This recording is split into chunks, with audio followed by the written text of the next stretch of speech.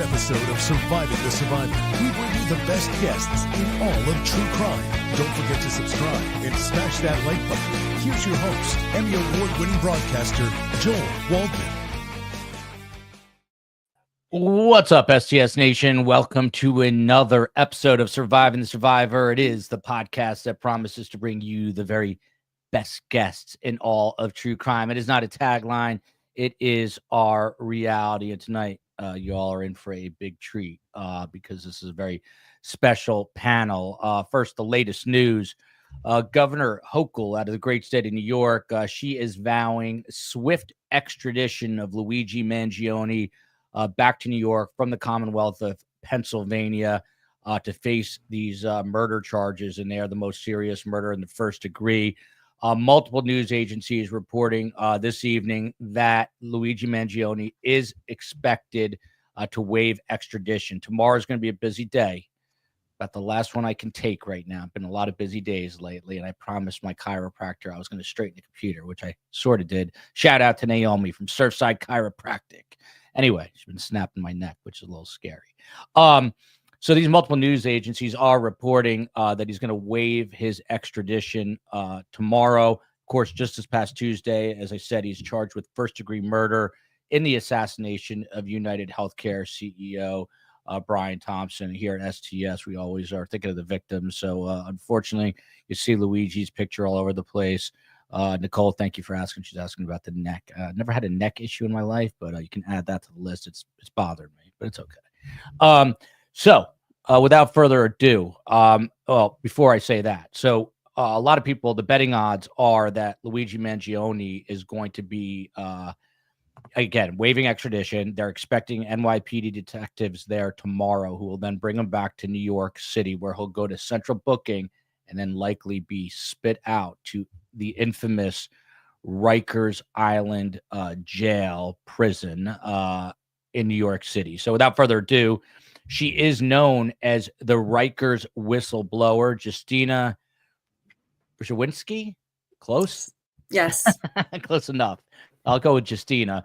She is known as the whistleblower at Rikers. She exposed abusive and inhumane treatment of severely mentally ill patients, including the misuse of solitary confinement.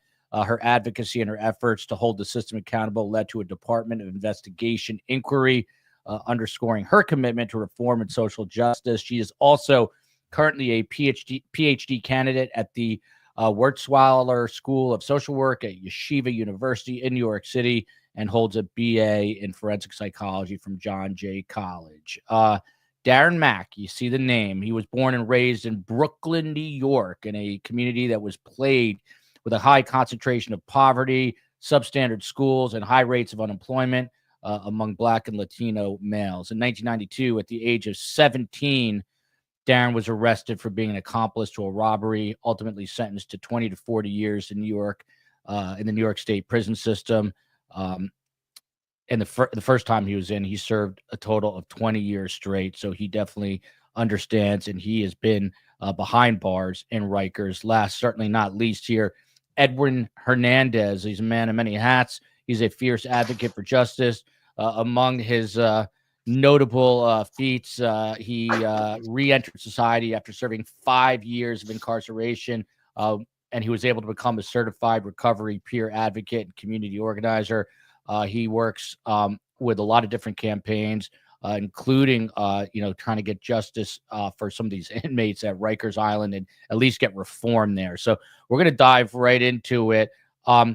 And Justyna, let me start with you. And then as we usually do on this show in the evening, I will sprinkle in the latest news as we go. But Justyna, tell me, how long were you working for at Rikers? And, I've done a lot of stories on whistleblowers in my career, and they always go after the whistleblowers because, you speak up and then the government usually comes after you. The big one that I dealt with at Fox 5 when I was a reporter in New York City, we had air traffic controllers sleeping on the job at Westchester County Airport, where President Obama was flying in and out of. They got a lot of commercial flights. They had computers. They weren't supposed to have them. It was because an FAA whistleblower, and then that guy was really hunted down by the federal government. They did not want him talking, and they were not happy with him. But what made you decide? First of all, tell us what you were doing there, and then what made you finally decide that you couldn't really take it much longer and you had to blow the whistle. Thank you. So while I was on Rikers, I was the clinical supervisor of the mental health units, and I only worked there for 9 months. My first day was in December of 2023, and then I resigned in August, and my last day was in September. And it was only 9 months, but after seeing everything that was going on, I knew that I couldn't make a difference while working there. I wanted to work there to make a difference. And I realized that I'm not going to be able to do that there. So I made the decision to contact certain people and tell them what's going on. And then I resigned and the story came out. And what was it like for you once it did come out? I mean, you were in the headlines. I think it was October. What was that like for you personally? It was something I did not expect. I didn't think this story would be so big, and I'm glad that it is because people need to know about what's really going on in the inside. But it was overwhelming. But I received so much support from so many organizations and people like Darren and Edwin. And, it was just an experience that I will never forget. Darren, to you, you served 20 straight years, so you've been inside Rikers.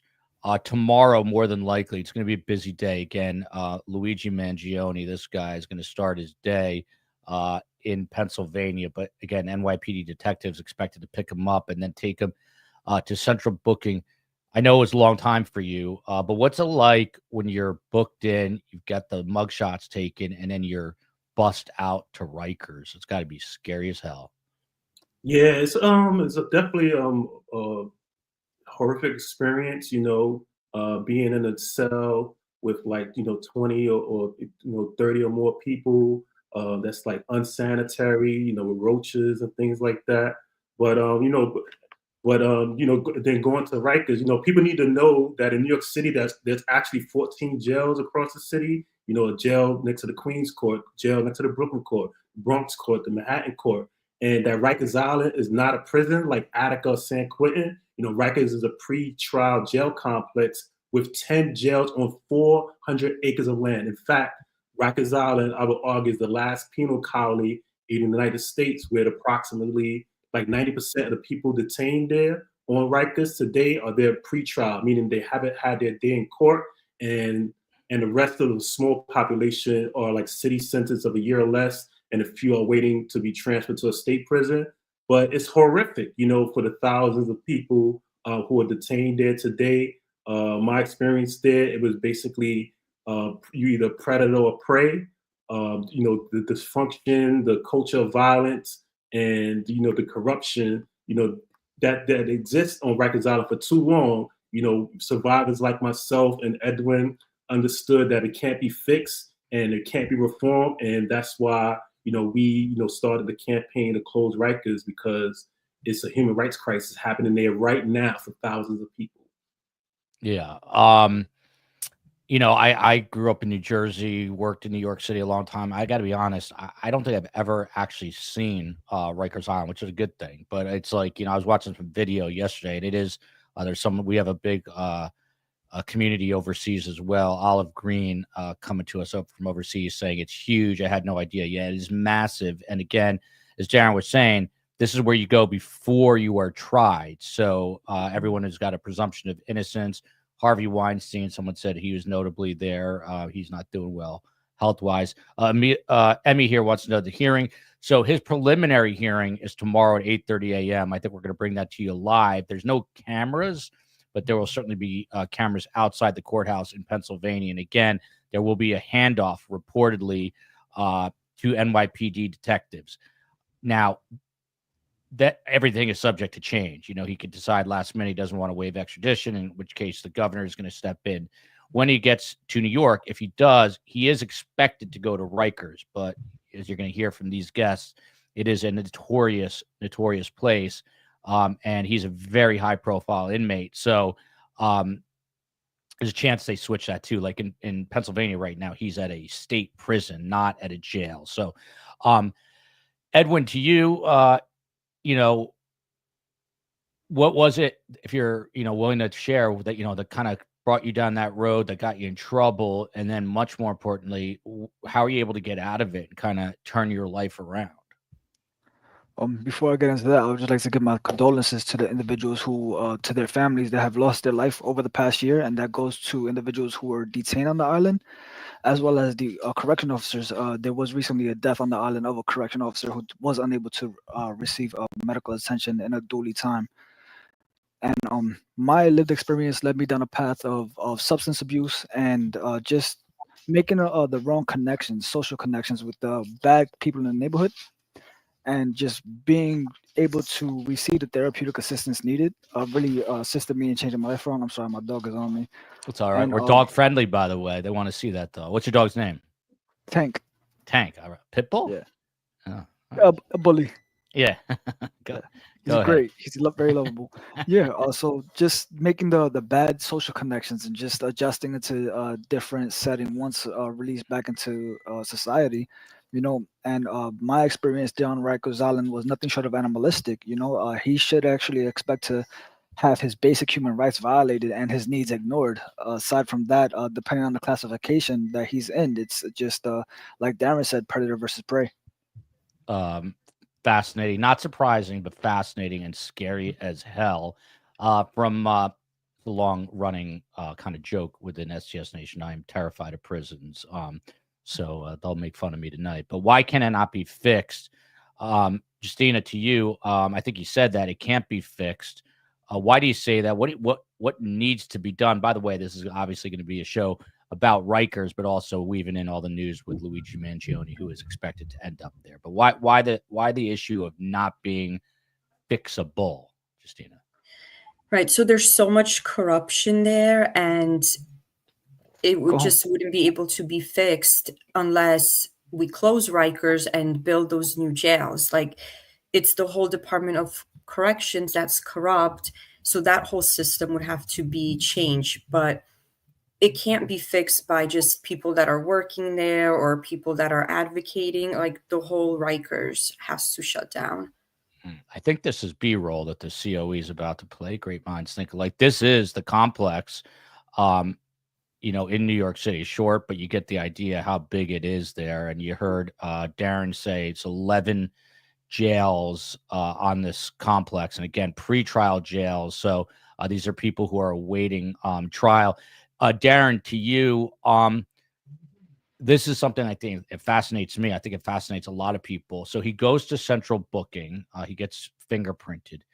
When he arrives at Rikers Island, tell us the process and what the reception will be like for him from other inmates there. Yeah, so there's one bridge that leads to Rikers. Is one bridge that gets you there and one bridge to leave from there. And a lot of people who experience Rikers Island call it the Bridge of Pain. And, you know, basically he will be go to a holding, a processing of one of the processing facilities. And because of, you know, the high profile of the case, of this case, I believe that Mr. Mangione, if he's detained on Rikers, he won't have the same experience as the over 6,000 people detained there now because of the nature, you know, high profile nature of the case. Like, usually the department separate high profile people in high profile cases from the general population. For example, like you mentioned earlier, the media mogul Harvey Weinstein. You know, he had been moved. He was on Rikers Island for a very short period of time and moved to the Bellevue Hospital, where he had his own private room, his own phone, his own bathroom, his own television, a whole bunch of other perks. And then one of the news outlets had reported that, and probably hours later, because of the embarrassment of the VIP treatment he was getting, they sent them back to Rikers Island. So, but basically, I assume that he would probably be in involuntary protective custody, what they call IPC, and he'll be separated from the rest of the population there, and he'll have a very different experience for the people, you know, the thousands of people are there. So, I mean, Luigi's probably going to have something similar to Harvey, and we'll get to that in a second. But tell me I mean, Harvey's a whole other story, but what's his day like when he's now back at Rikers? Does he just sit in a cell alone all day, basically? Yeah, basically in a holding cell, waiting to get processed. Changing with clothes, shower, um, getting his clothes and his his linen, his mattress, and taken to a housing unit, which would probably be a secured, isolated housing unit from the rest of the population. And people are asking, well, how come Diddy's not there? Diddy is charged with federal crimes, and that's why he's at the MDC, the Metropolitan Detention Center, which is also notorious, and that is in Brooklyn, which is where Darren Mack is from, at least originally. Thank you to 80 Jones for becoming a YouTube member. And as Ned Smith says so accurately, it would not be STS without at least one animal saying hello. We do love animals. Chewy, come sponsor us right now, immediately. So Edwin, to you, when you heard the story of Luigi Mangione, this guy who just in Midtown Manhattan, and by the way, are you from New York City, Edwin?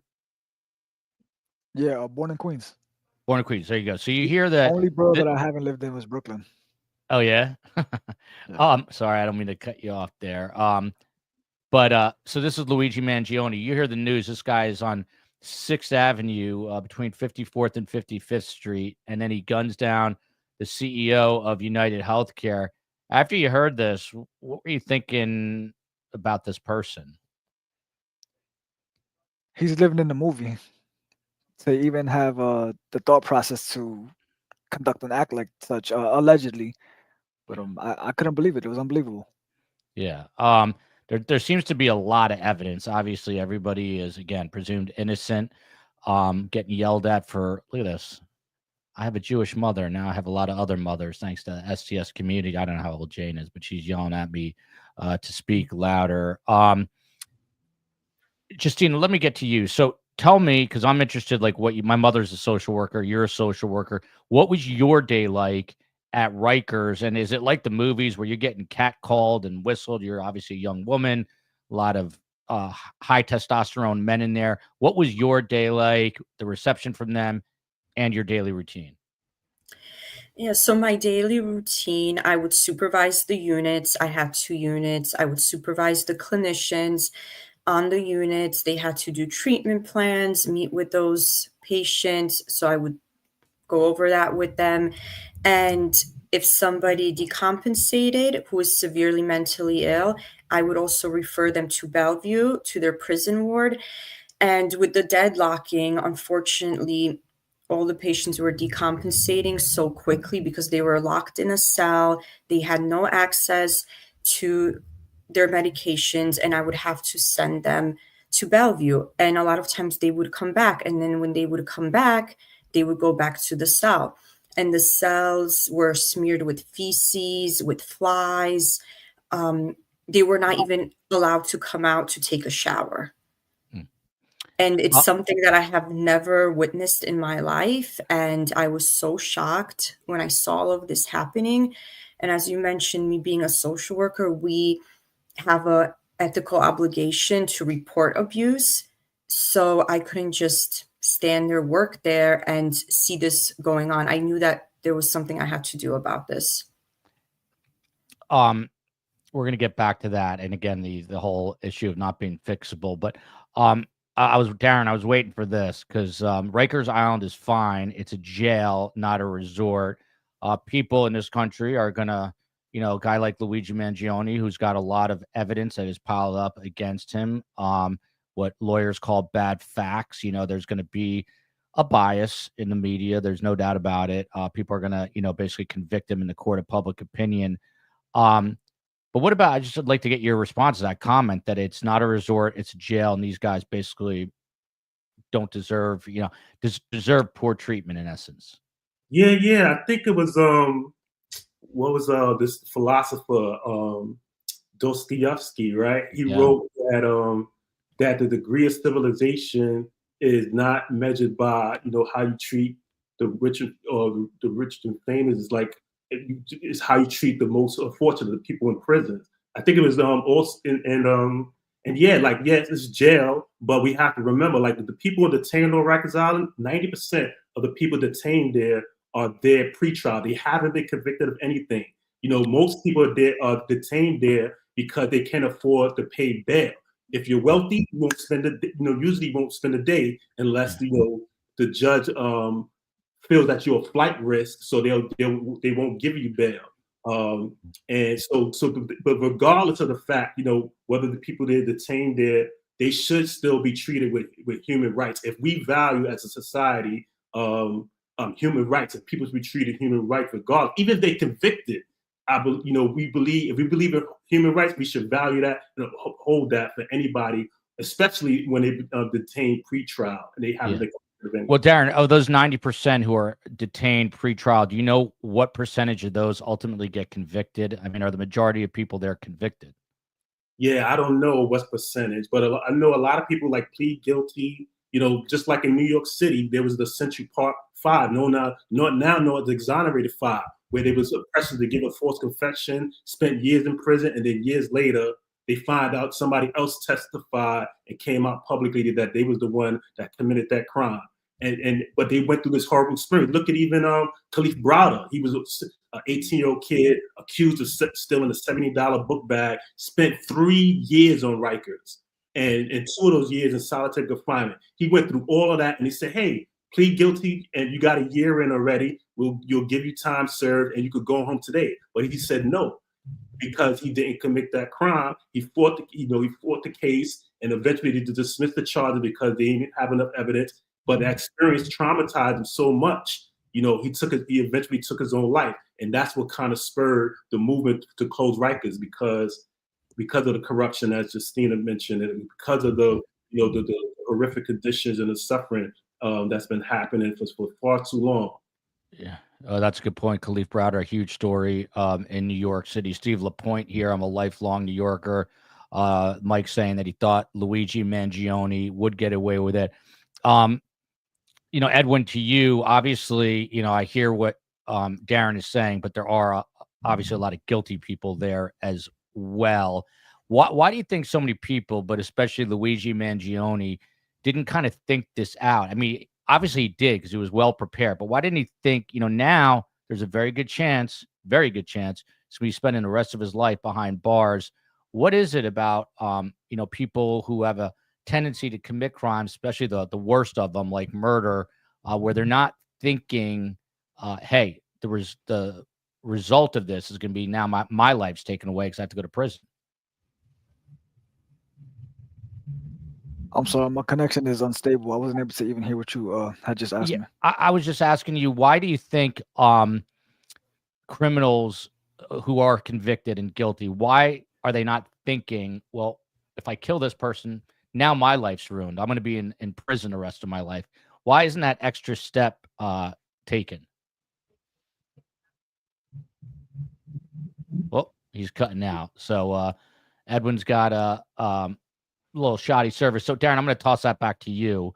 And COE, I'm going to just bounce him out while he's trying to get back in, and you can bring him back in. But Darren, why is there not this forethought and afterthought about what the repercussions could be? Hey, I kill this guy. I don't like the way the healthcare system is, whatever Luigi Mangione or anyone else's motive. They're not thinking about the other families, their families. Everyone's a victim here. Yeah, that's a great question. I'm not an expert psychologist, but there was times when people people would be make a case for themselves when crimes like this happen, and I think they call it the heat of the passion moment. Like a man saw his wife in a bed with another man, and he killed him.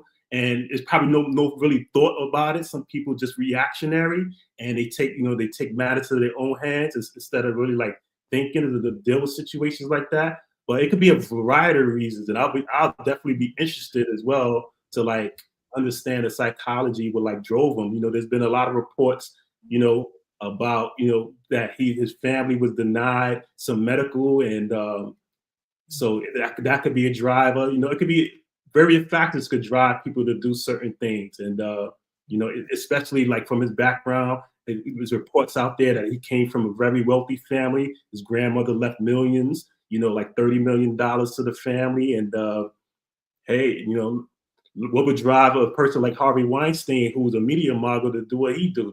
That's a great question. Yeah, very good question.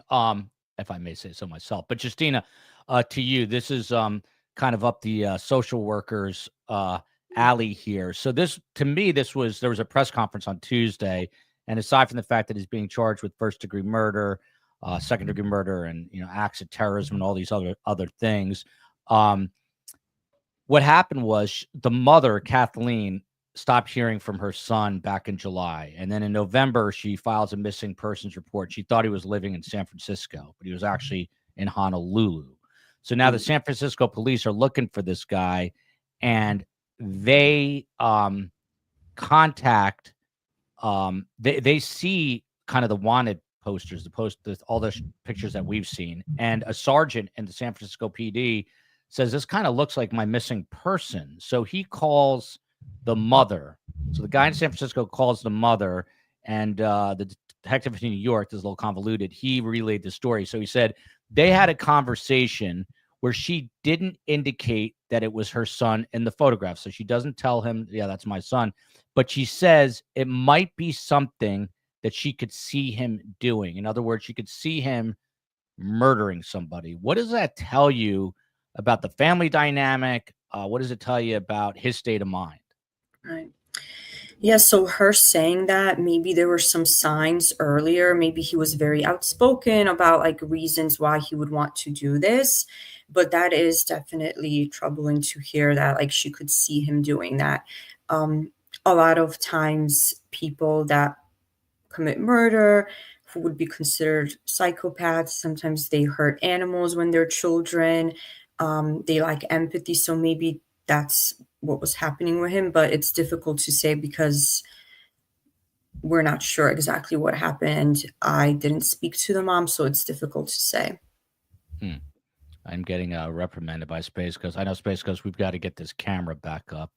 You're yelling at me, but so's a chiropractor. You guys saw behind the scenes here. It's a very convoluted, and it's a good thing that vacation is coming on up.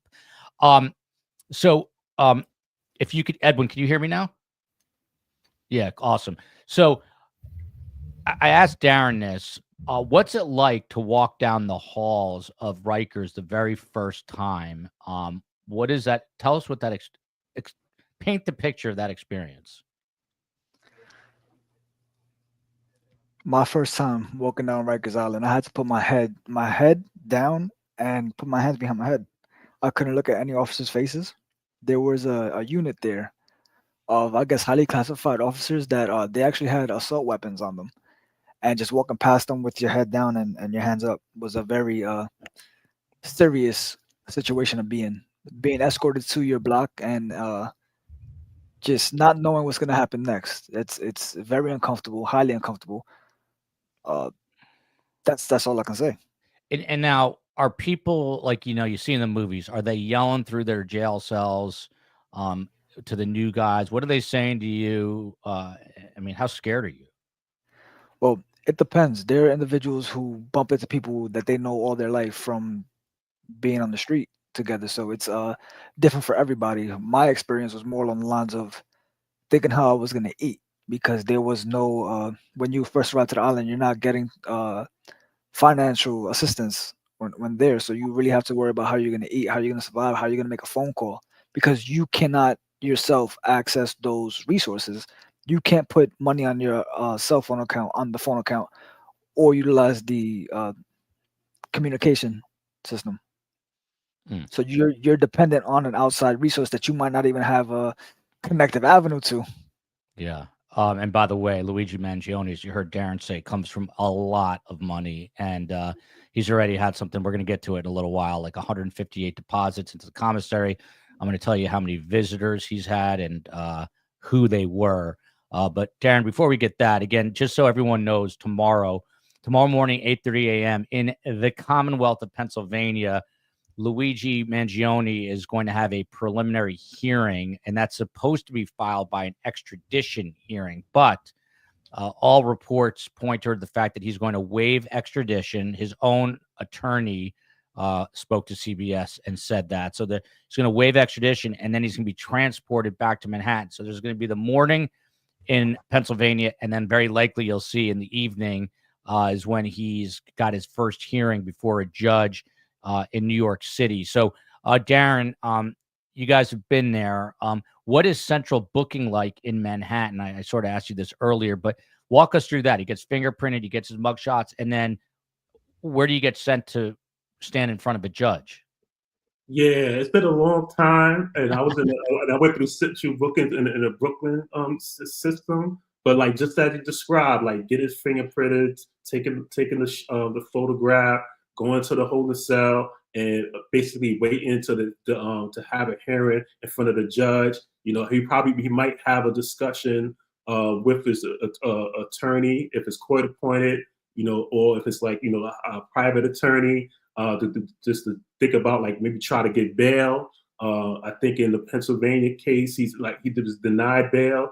The New York case, it might be, you know, definitely the attorney is going to ask for bail, and if he's given a bail, you know, like was mentioned earlier, his family has the money to pay bail, so he will probably get bailed out and won't even see Rikers Island possibly, or maybe he'll get bailed, but they will still hold him because he has the bail hold in Pennsylvania.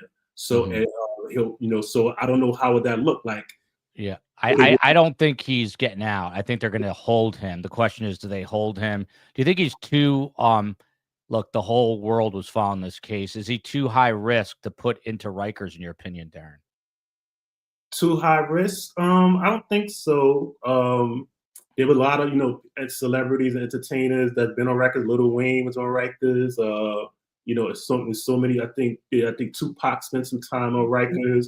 And then we got like right now, Harvey Weinstein is on Rikers, and I don't think it's too high risk, but I definitely believe that he would have like different treatment. He would be isolated from the rest of the population, and you know, for his safety and security, and yeah, he will just have a different experience for the thousands of people who are detained there. Yeah. Anna Kaminsky, I'm gonna get there in 2 seconds. COE. Anna Kaminsky, she's a best guest on our show. She's a professor at New York Law, and she was asked by CBS her opinion. She said that the idea, and I'm quoting here, is we want to, in terms of the extradition, the idea is we want to be able to get him over here to answer the charges that are pending here in New York. So in a matter of a day or two at most. A lot of people think that he will be there tomorrow in New York. Many others said when this first happened, it would probably be after the first of the year, but he might be spending Christmas in Rikers, which we can ask our guest about. But the advantage, she says, to extradition is he gets his case to begin, right? So he gets, it's all about speedy trials, a right to a speedy trial. And so that is her contention is, look, he waives extradition, he gets to New York faster, and everything can be put into motion. COE, do you mind? I can bring it up here. I just want to make sure. CO, this is a little news story that the COE picked out or up of Rikers Island from a couple years back. Let's take a look, COE. Several units that were unstaffed completely. There was no correctional officer physically in the unit. And I can't remember looking under a sheet or a mattress and not seeing a shank under one of them. Because frankly, anybody would want one to keep themselves protected because there was no correctional officer to keep them protected. NBC News recently obtained more than 100 hours of surveillance video from inside Rikers. Scenes like this, an attempted knifing averted by an officer, and an inmate-organized so-called fight night where some detainees were forced to participate. That is really scary. I'm going to play it back just with, I was going to play it back without sound, but for B-roll. But that is super scary. I mean, Edwin, how many of the guys that you knew had shanks on them because they felt unsafe and felt like they needed a weapon in there? Well, the better question is how many officers were passing those around? Tell me about it. I mean, are the officers there, would you say across the board, they're corrupt? I mean, are there any good officers or well-intentioned corrections officers there? Me knowing individuals who are captains on the island from personal relationships, I can say that there are good officers there. Definitely, there are some officers who are trustworthy. But the only thing I can say is the first time that I was on Rikers Island, I was 16 years old, and being exposed to the officers handing off a weapon to another individual who was 16 was just mind-blowingly shocking to me. Having seeing the CEOs empty out classrooms for inmates to battle was just it's like out of a movie. Like these are officers emptying classrooms on the educational floor. It was just absurd. Yeah. It was. When you went in at I have six, no when words for you it. yeah, people here, and there's a lot of people here from outside the states, so some of them don't even understand how you can be 16 in Rikers. Um, when you were there, like at 16 years old, I mean, I can't imagine, but um, i- at that point in your life, like, were you trying to make friends in the joint? Were you trying just laying low by yourself? What was your strategy of survival in there? Well, my thought process was more so along the lines of being exposed to this environment, having to adapt as needed. I wasn't affiliated with anything, but being exposed and seeing that the correction officers were actually actively participating in unrealistic things, it was just I had to survive and cope. So just finding those avenues to navigate, that's what really was on my mind, and just seeing who I can connect with, who I can build a relationship with in order to survive. Mm. I want to come back and just again ask you because I'm curious how you just turned everything around and how hard that is. But Justyna, to you, someone, and he's having trouble with the Wi-Fi there. I'd rather be dead, someone said, than live like this. And then there's this question, which I think is obviously meant, a little bit tongue in cheek, but on a serious note here. Obviously, he's very unhappy about the healthcare system in America. We're talking about Luigi Mangione. People think that's the motive. What can he expect in Rikers if he gets sick, gets a cold, gets the flu? What's going to happen to this guy? Breaks an ankle? So he is not going to get any medical help. It takes a long time for people to be seen. They request to be seen by a doctor and they don't come. There was a recent case of Charisma Jones who passed away on Rikers, and she was ill and sick, and they didn't provide any medical care for her. So he's going to have a very difficult time because the medical care there is horrible. I had patients all the time complain that they called to see a doctor every day and have not seen a doctor.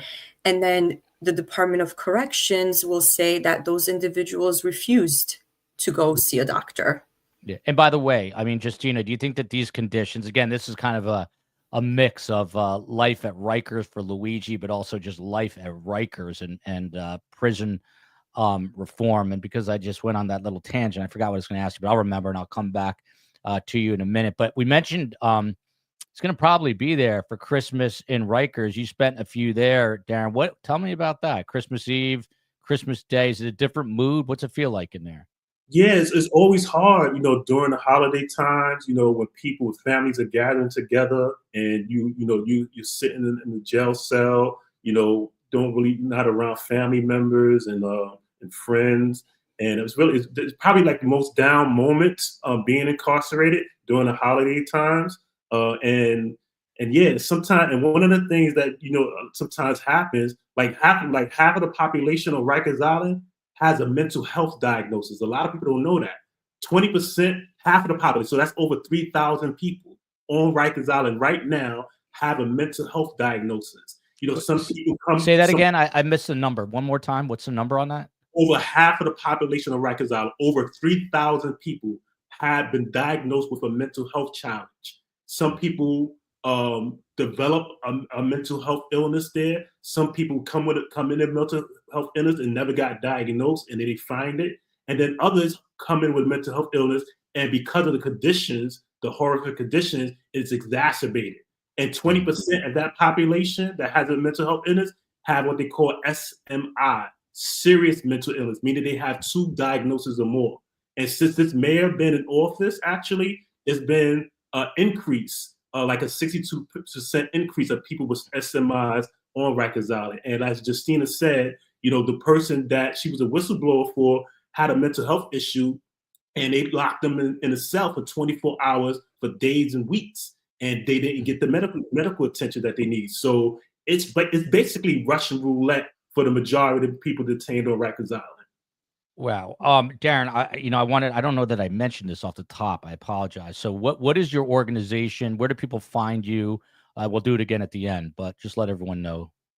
Yeah. Freedom Agenda is a grassroots member-led organization dedicated to organizing people and communities directly impacted by incarceration in order to achieve decarceration assisted transformation. And we're one of over 190 organizations across New York City that make up the campaign to close Rikers Island. And in 2019, we pushed City Council and the former mayor to pass legislation to close Rikers Island by August 31st, 2027. And that's the work. You can find us on campaignToCloseRikers.org, and you can find us on Freedom Agenda NY on social media. All right. Freedom Agenda and campaignToCloseRikers.com if you want to take up a cause dealing in prison reform. Edwin, to you, were you there when COVID was happening? I don't know how long you've been out, but do you know what it was like there, by the way? Speaking of healthcare, prisons, Rikers, and COVID, Edwin, do you know? Well, for me, myself, I was actually in prison during the COVID pandemic, and I was in my own world, isolated. I was in 5 Points Correctional Facility, and there was controlled movement. There was no access to the outside world in the sense that we weren't getting any visits. Everything was stopped. So re-entering around the time that COVID was dying down, it was like if the 3 years that you guys were all facing COVID, it didn't happen. It didn't exist. And this is just me from my experience, Wow. I know you were out, Darren, and I'm coming back to you, Justyna, in a minute. But Darren, what were you hearing about inside of Rikers during COVID? Yeah, it was a human rights crisis. People were dying. People with a lot of complaints that the people detained weren't getting masks, and it was like, there was definitely reports that came out that people died from COVID. People were, thank goodness, because of the urgency of the crisis, people were released. But then people who had COVID, bringing it back into the city and died from COVID. It was a human rights crisis, and advocates like myself and others, was pushing the city. We need to actually release people. Like if a person got a week left, or a month left, or 2 months left, we need to start releasing people because the city was on shutdown. People are going to just be home. And actually during COVID, the population of Rikers Island has shrunk to under 4,000 people for the first time in almost 90-year history because of releases. Yeah. I asked Darren this, Justyna, but I want to ask you the same question. 90% he said of the people there are awaiting their trial. But if we're going to be honest, the vast majority are found guilty when they're brought to a criminal court. And so I guess the question is, there are going to be a lot of people who say, we don't care. Like, there's people saying in the chat right now, I don't care about Luigi Mangione. He killed someone. What do you say to those people about, these guys who are convicted and they're in these jails? Do they still deserve the decency of human rights and humanity and decent living conditions, despite the fact they're serving time? Right. So most of the people in New York City, they plead guilty. They're not found guilty. They take a plea deal. I don't know the exact percentage, but it's definitely like in the 90s. And yeah, they're in jail. They're already facing the consequences for their actions. So why should we just punish them even more and more? And eventually, these individuals are going to be released into the community, just like the recent case regarding Ramon Rivera, who spent time on Rikers, was released and a month later killed 3 people in New York City. And that's because he didn't receive the help and the support that he needed while on Rikers and when he came out. What I saw, I think some people will argue that point with you and just say this is an evil guy. But do you think it was a mental health? In your opinion, and Darren, I'll let you jump in. But why do you say that, Justyna? Because I know it was a mental health issue. you were dealing with them. Darren, I just want you to jump in there because a lot of people are going to jump on Justyna for that and say, this guy's a cold-blooded killer. Like, there's nothing that people at Rikers could have done to rehabilitate him. You know, he just went out and did this, and he deserved worse in Rikers. So what do you say to them? Yeah, there's people, that believe like, stealing something, you should get your hand cut off for stealing, but that's not the system that we live in, thank goodness. And it, the main issue is that people, if someone caused harm, that they be held accountable, but at the same time that we treat, people, whether it's someone's son, someone's mother, someone's daughter, that we treat them with humanity and with human rights. Because, if we're a country like, and a lot of people don't know that 77 million Americans have a conviction. And if we believe in second chances, if we believe that people be treated fairly and with human rights, we need to uphold those values regardless of like what someone has done. If we believe in due process, I know if I was accused of causing harm, I want due process. I want my son and my mother. So it has to be across the board. It just can't just be for a few because of their, certain situations. And we have to uphold, human rights and due process and second chances, for everyone across the board. Because if that's the values that we actually believe in. Gotcha. And that's a huge number. Out of 300 million or 350 million Americans, that's a massive number. You said 70 million or 77 million Americans. 77 million have a conviction. Yes. That's I don't know what that says about our country, but that's almost like a third of the country, right? Yes, 1 out of 3 adults. Yep. Wow.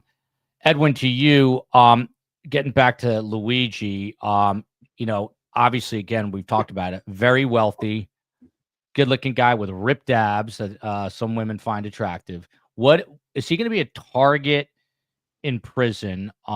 Is he going to be extorted? What are the other inmates going to do to him? And do they all know he's coming in? Well, due to the media coverage, I wouldn't see somebody not see him coming in. But depending on how he is as a person and if he can handle his own, in the sense of if he's easy targeted, I wouldn't be able to speak on that because I don't know him as an individual. He could be an individual who's just naturally adaptive and can adapt to aggressive environment and hold his own. He can even come out on top. The benefit of the doubt is given. I've seen it before, so it's an unknown and just hoping for the best. I don't like seeing anybody get hurt or go through anything traumatic. So, yeah, that's a good thing. Ned Smith, who's one of our, she's OG. She's been here forever, friend of the show, friend of ours. She talked about Luigi, but this made me think. Darren, you always see prison or jail kind of one-dimensionally on TV, but take us in there three-dimensionally, like the noise level, the smell, the food. What's it like in Rikers? Oh, it's terrible. It's something I wouldn't wish on anybody. That's why, myself and Edwin, who experienced this, firsthand, even, people that work there like Justyna and, family members, came to the conclusion, like, it can't be fixed. Mayor after mayor after mayor tried to make reforms, try to, give put more into to make changes, train staff, better to treat people like human beings. Like right now, I think for the past 9 to 10 years, there's been a federal monitor over Rikers Island because of excessive use of force. And just like within the last week or two, the federal judge basically stated that the city was in contempt of court to make those changes because it can't be fixed. And that's why, we're pushing, the closing. There's been a whole bunch of reports about, unsanitary conditions. And that's something that's been there for decades. But, even when I was there as a teenager in the early 90s, when the population was over 20,000 people detained on Rikers Island.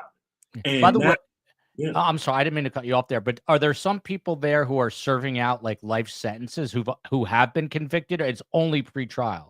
Yeah, it's 90% on average. 90% of the people are dead pre-trial. You have like 8% of people who are there for city sentences, meaning they've been sentenced to a year or less. Like they could get 90 days or a year, and then there's even a much smaller population, probably about 2 to 3%, who been sentenced to a state sentence, meaning a year or more. Like you might have people that have 1 to 3 years, 5 to 10 years, or even 25 to life.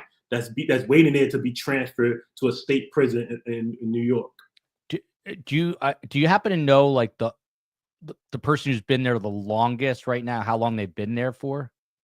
Not right now, but I know that one of our members at Freedom Agenda, Anna, her son was on Rikers for 6 years fighting the case, and because of Anna's advocacy in the campaign to close Rikers, he was being harassed by staff, by the jail guards, and to the point he just like gave up and said, you know what, I'm gonna just plead guilty, and he was basically sentenced to I think 10 years flat, and to get out of that oppressive, violent and dysfunctional environment.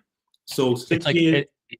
Yeah, I was going to say it's like a war of attrition. Like you just give up after a while. You're like, just sentence me, right? And that's Justyna mentioned, like about 90% of the people plead guilty. They're not, they usually don't go to trial and convicted by a judge or trial by jury. Most people plead guilty, and people sometimes they get time served, sometimes they get a city sentence, sometimes they might plead guilty to 5, 10, 15 years, and yeah, just to resolve the case. But it's tragic because like the average stay on Rikers Island is like 240 something days, and for people with mental health, it's even much longer than that. And like New York, unfortunately, the court process is there's a lot of delays with serious cases, and that's something that judges and DAs and public defenders are trying to work on to fix that, because it's a tragedy for a person, like a family of someone who's been harmed, to wait a year or 2 years or 3 or 6 years for a case to get resolved. And we definitely could do better than that. Shout out to McSpunk. You haven't seen in a while. He's another OG here, and K9 Catherine coming to us from Maui. She's always in the chat. Love having both of them. Chelsea Whitaker. She is another OG friend of the show. You look at other prisons in Switzerland, things are much different. We can get to that in a couple minutes. But one of the other topics, Justyna, or issues I wanted to talk to you about is, and none of this is confirmed, this is pure speculation, but some people say 26 years old, that's how old Luigi Mangione is, and maybe he just had some sort of mental break. It is an age where young men can develop schizophrenia or other things. So back in relation to mental health,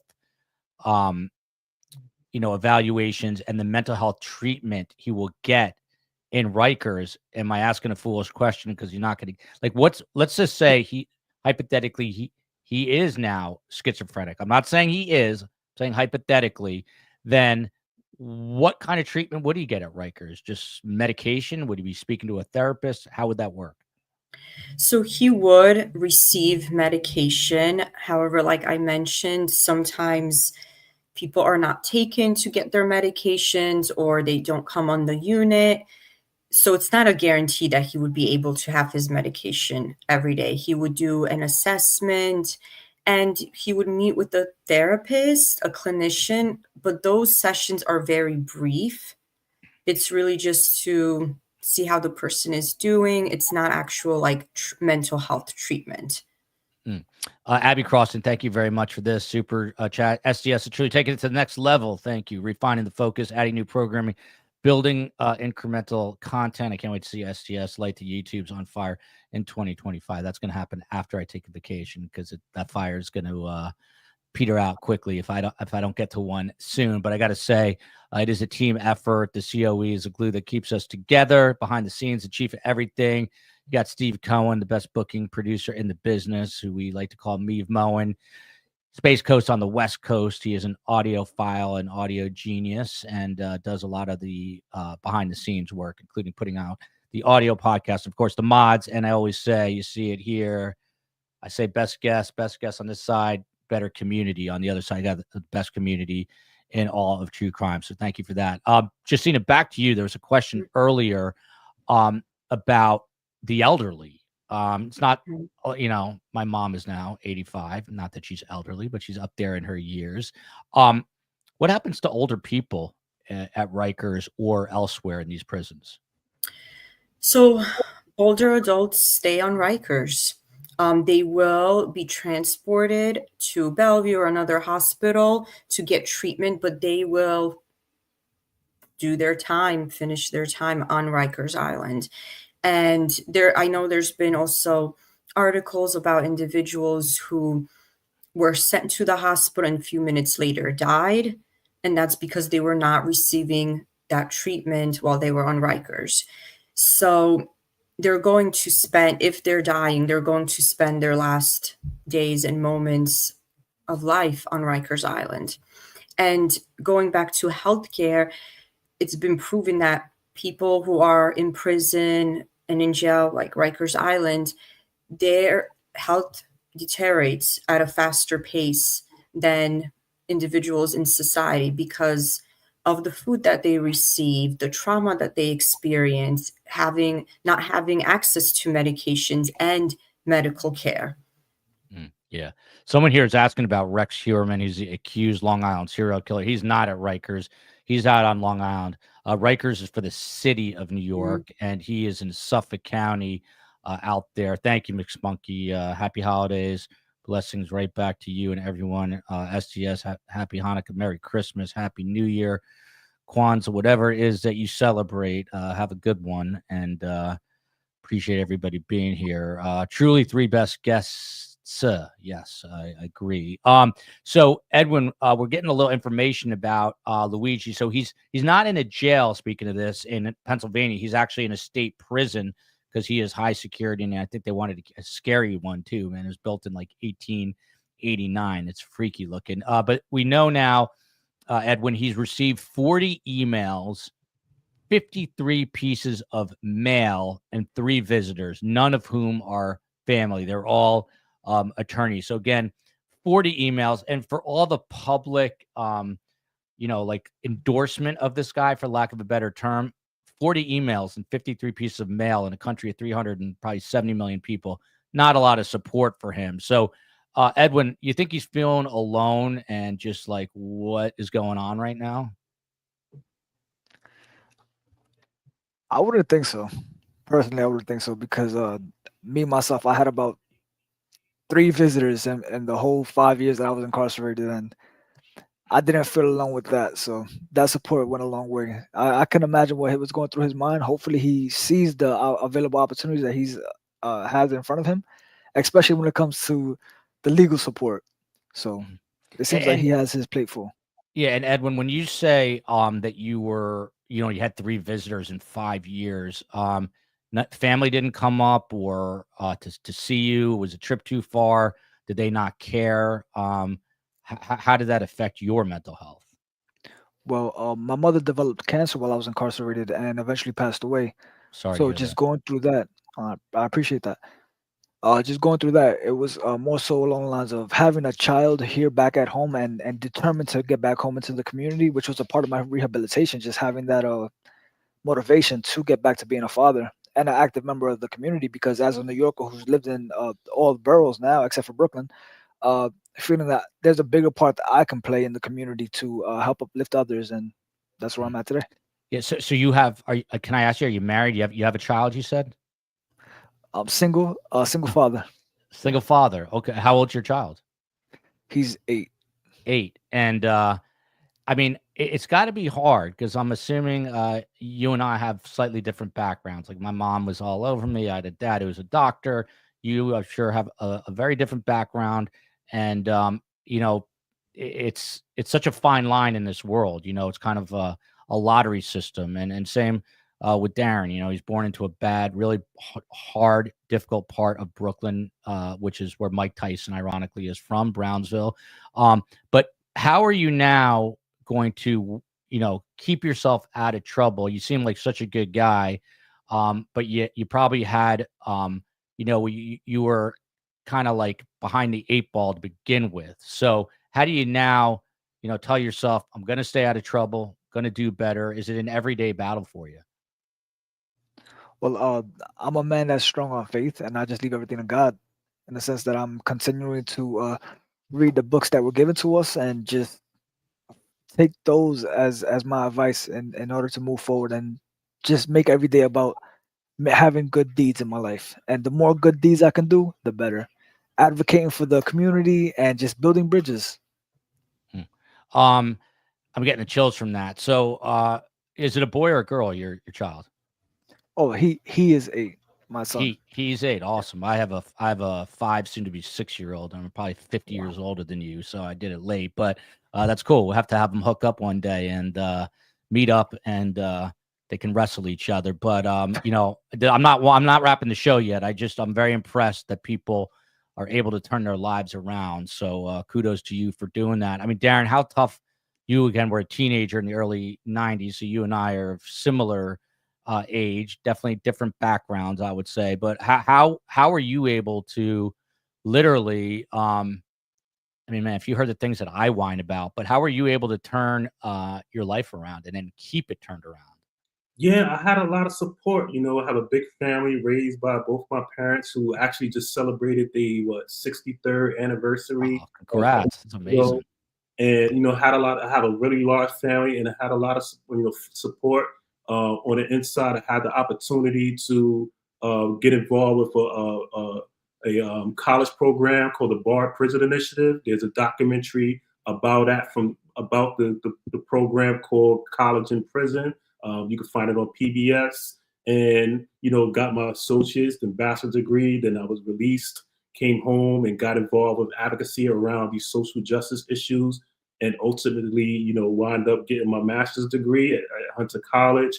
And now I'm a co-director of Freedom Agenda, working on this issue to close Rikers, because I don't want to see anybody, go through that experience that so many people, unfortunately, have lost their lives and suffer with mental health issues. And it's a financial waste too. $2.6 billion a year that we spend in, more than any other, jail system in the country.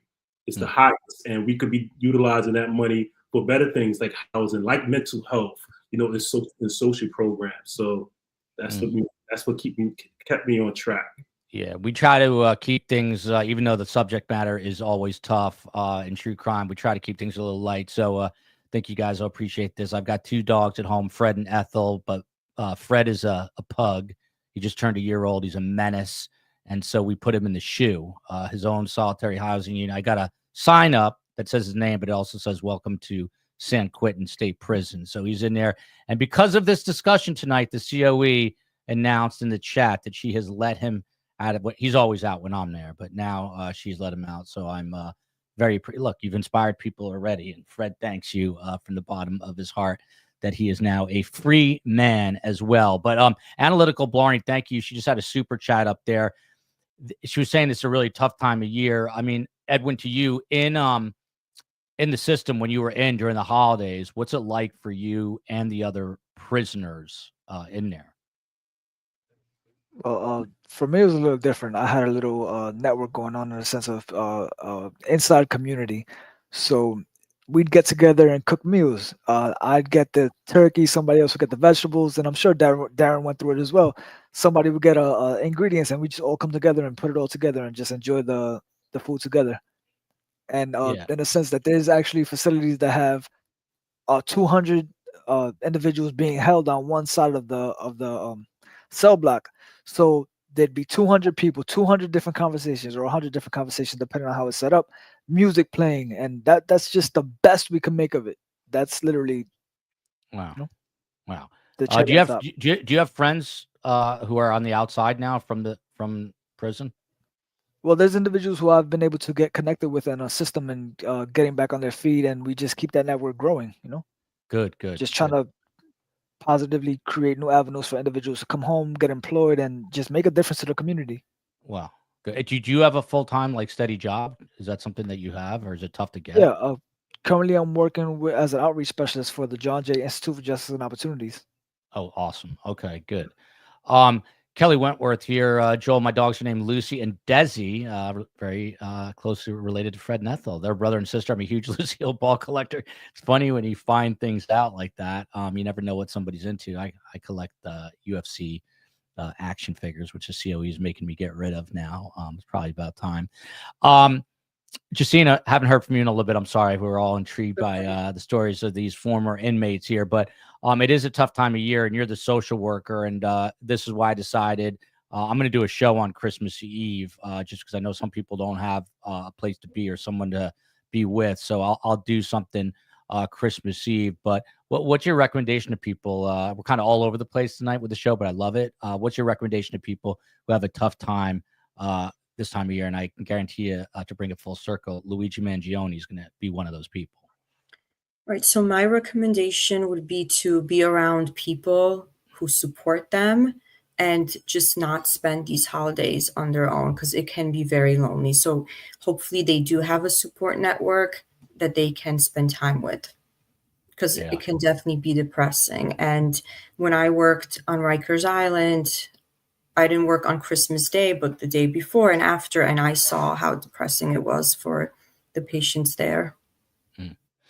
I can guarantee you this, by the way, before I read this question, I'm going to get hate mail tonight. I always do, but people are going to say, well, why do you care about prisoners? This, first of all, the show wasn't necessarily intended to be that, but shows take on a life of their own. And the common thread here is Luigi Mangione, who took it in his own hands, according to police, to kill this CEO.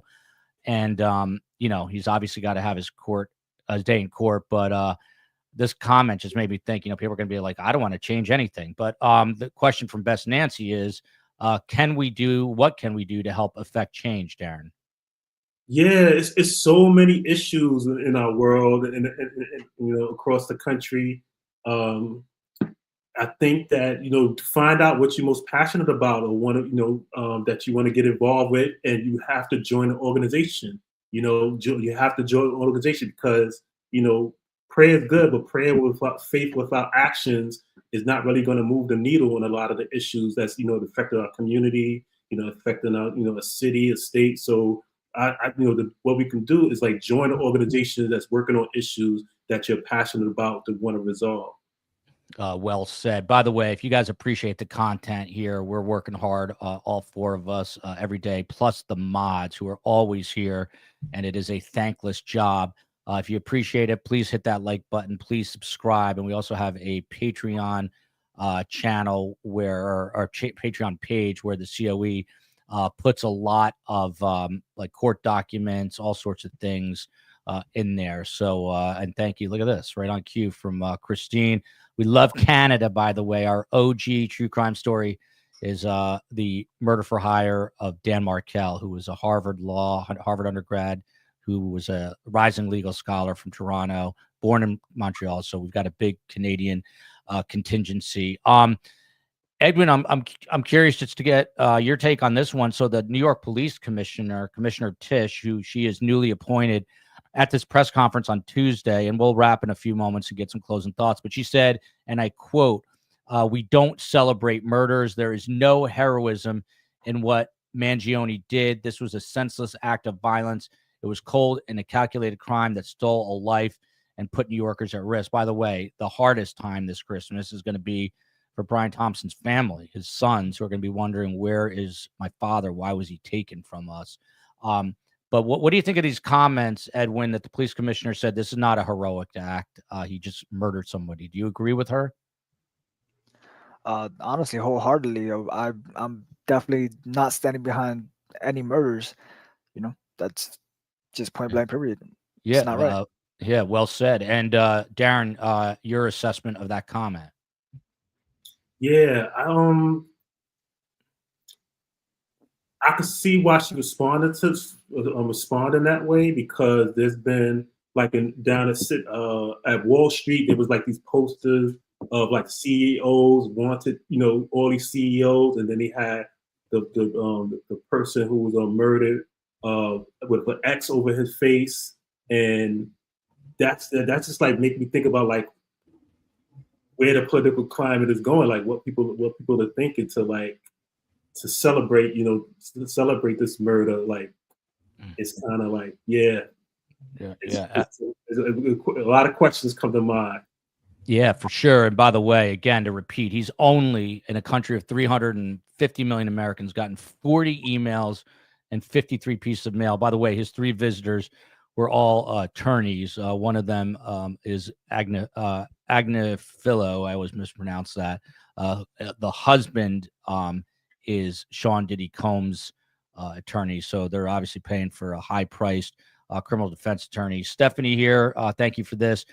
This is for those who are incarcerated at this difficult time of year. Please remember that there are good people in jail who support each other unconditionally. On Friday, we've got Phil Waters. He says, anybody at any given time can commit a crime given the right circumstances. I always think of that. People, I think Darren was saying it earlier, there could be crimes of passion, whatever it is. So it's a very fine line. And, some people cross that line and then you got to pay for it. She went on to say, the commissioner, we don't celebrate murders. We don't lionize the killing of anyone. And any attempt to rationalize this is vile, reckless, and offensive to our deeply held principles of justice. One more quick question to Darren, and then we'll get final thoughts. Luigi Mangione, since his time in Pennsylvania, he's had 158 deposits into his commissary account. Seems like a lot for being in there, I don't know, like a week or so, 10 days. What does that mean, 158 deposits? What's it like when you get that deposit in the commissary? What can you go and get yourself? Yeah, it's a good feeling to get support, especially financial support when you're able to get the things that you need while being detained. You could get everything for usually mostly like junk food. It's not really like, good nutritional, fresh vegetables and fruit while you're incarcerated, whether in jail or prison. It's very rare and accessible, especially for people that have that might have like special dietary needs, like you might be vegan. It is not much things you could be accessible to. You might be kosher, or you might be halal, or So it's definitely a challenge for people that have dietary restrictions. But the more financial support you could get, the more it'll probably just be a little easier. Yeah, great questions, COE. I have no idea what the answer. They don't tell you who they're coming from. I actually assumed it was the family, but you very well, noticeably absent as visitors is the family. I don't know if they're told to stay away, because it would obviously be a media frenzy if anyone caught wind of that. I don't know if it's a security issue, but the family has not been there. I'm sure, the mother and father and the sisters are just like, have no idea. Yeah, it sounds like a lot of deposits. Family would only send a few deposits. You're asking the wrong guy. So, what do you think, Ed? When you think most of those deposits are coming from "quote unquote" fans of his, or from family, or what? I would hope that the families are showing the most support as they can possible. So I'm expecting at least, let's say, 5 out of the 100 plus deposits were from family. But even if they're from fams, that's great support. That's great added support, especially on a tragic situation like this. And his name is Edwin Hernandez. Had the pleasure of meeting him. It was a weird day where this show just kind of came together magically. You heard he's doing work on reform right now, helping prisoners re-enter society. He did this after he served 5 years. And he's now a certified recovery peer recovery peer advocate. That was a Freudian slip, and community organizer. Edwin, just your final thoughts. I'm going to leave it open-ended. Obviously, you got this high-profile criminal about to go into Rikers Island. Is he going to be chewed up and spit out? And anything else you want to add to the conversation? Also, if you want, let people know where they can find you. Well, I'm a firm believer on thou shalt not kill. It says so in the books that I study, and it's just a tragic situation. And as to the second part, you actually cut out before I could even get to what you had said. I just wanted, how do people get a hold of you? Is there kind of a public facing? I think you said you're on LinkedIn. Is there somewhere people, if they want to reach out to you, can get a hold of you? Yeah, of course. Instagram, Edwin John Hernandez. I'm on LinkedIn, Edwin J Hernandez, and match the face and the tattoos. Edwin John Hernandez sounds like a pop singer. So who knows, man? I feel like you would have a good voice. So we'll see what happens there. Darren Mack, born and raised in Brooklyn, New York. You hear the accent. It was a community, as you heard, that was plagued with a high concentration of poverty, substandard schools, and high rates of unemployment among Black and Latino males. In 1992, at the age of 17, Darren was arrested for being an accomplice to a robbery, sentenced to 20 to 40 years. He spent 20 straight years. Did those years ever feel like they were going to tick by? Did you feel like you were ever going to get out, Darren? And your final thoughts here tonight. Yeah, I kept myself occupied, exercising, going to school, reading, doing a lot of reading and writing. So the days went by, the days and the weeks and sometimes even the months went by really quickly. But there was those moments, those days where it's like, man, it's been a year, man, it's been 5 years, man, it's been 15 years. Those, there's always those days, especially around the holidays. Those days is like felt like, years, and but it went by, pretty quickly because I stayed active and I brought those habits out with me to stay active and working and organizing around social justice issues. With Freedom Agenda and the campaign to close Rikers in New York City, and folks could find out more about the campaign to close Rikers if they go to campaigntoCloseRikers.org, and Freedom Agenda, which I'm a co-director and co-founder of. We're on social media at Freedom Agenda NY on Instagram, Twitter, Blue Sky. Yeah. I just joined Blue Sky, but I never heard of it till about 4 days ago, and I heard about it. But is there, by the way, Darren, is there a limit on how much you can deposit in a commissary? Is there a limit on that, Darren? That's a great question. I'm not sure. Edwin? There's a limited spending. There's a limited spending. Limited spending. All right. There you I know go. in the state of New York, there's like $150 or was it $1,000? There's a cap in receiving. Yeah, I'm a Reese's peanut butter addict. I'd be eating that.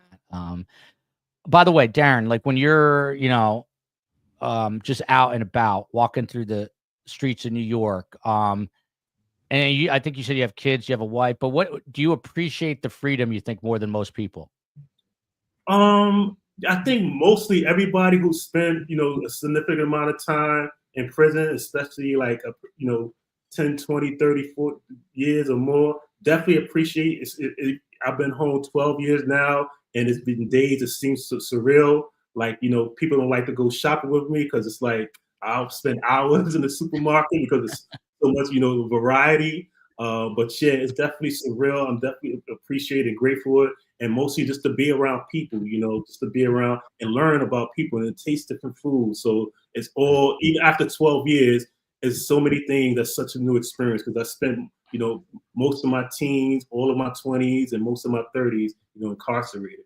Wow. And you do have kids, did you say, in a family? No, I don't have any children. Oh, okay. I thought you said that. So there's still time for you, Darren. My mom will get on your case about that. Last but certainly not least, we've got Justyna. I'm not going to try to pronounce her last name. You can see it on the screen there. She is the Rikers whistleblower.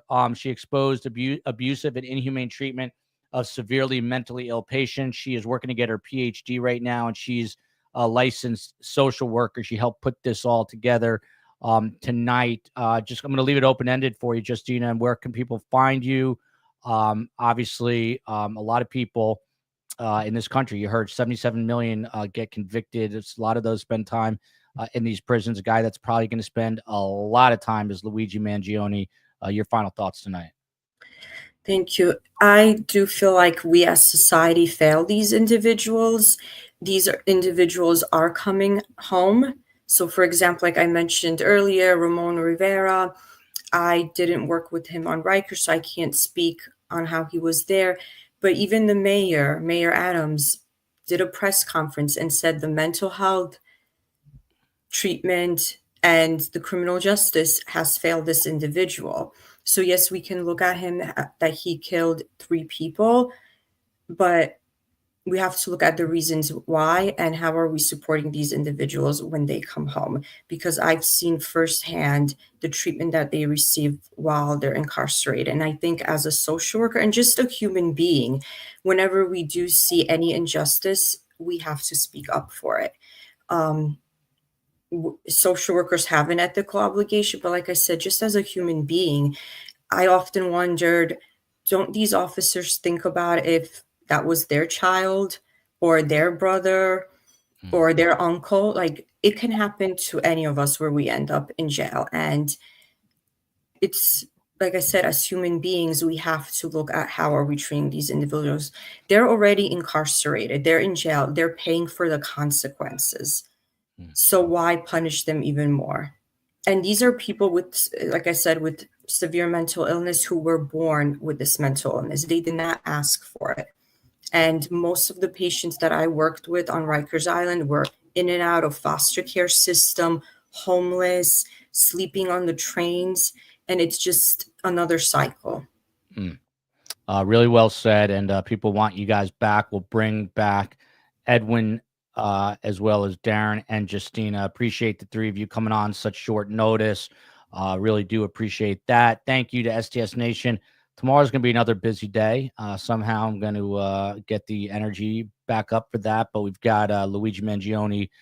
He's got a hearing in Pennsylvania in the morning, and then he's supposedly headed to New York. All this is subject to change, obviously. And then you could have a first hearing in court in New York City. So we're going to try to bring that stuff to you when it happens. And obviously talked a lot about Luigi Mangione tonight, but this guy, Brian Thompson, and his family are suffering this holiday season and for many years to come because of a pointless, horrible, stupid crime, which is murder. And you heard Edwin John Gonzalez say, "Thou shalt not murder." So there you go. It says it in the book. And everyone, it's my new thing now. Please be kind and unwind. It's like Blockbuster, not rewind, but unwind. Be kind and unwind. Love you, America. Love you, New York. And hope things improve everywhere when it comes to these horrific conditions. But if you do the crime, you got to do the time. We'll see you guys tomorrow morning.